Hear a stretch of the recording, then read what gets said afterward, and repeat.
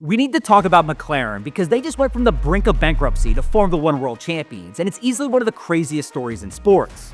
So everyone knows about McLaren, Ayrton Senna, Alan Prost, Niki Lauda, Mika Häkkinen. Some of the greatest Formula One drivers in history have driven for McLaren, and Ferrari is the only team with more championships, wins, or pole positions. But after Lewis Hamilton left McLaren for Mercedes in 2012, the team sort of fell apart. They were losing hundreds of millions of dollars each year. They didn't have any sponsors on the car, and McLaren even had to sell their physical office building in the UK and then lease it back in order to pay employee salaries because they were only a month or two away from bankruptcy.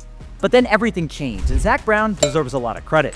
Zak Brown owned a motorsports advertising agency before becoming McLaren's CEO, so he used those connections to sell sponsorships on the car. Brown then sold a minority stake in the team for $235 million to give them longer runway. He put Michael Schumacher's former race engineer, Andrea Stella, in charge of the garage, and McLaren now has the best young driver lineup on the grid with Lando Norris and Oscar Piastri.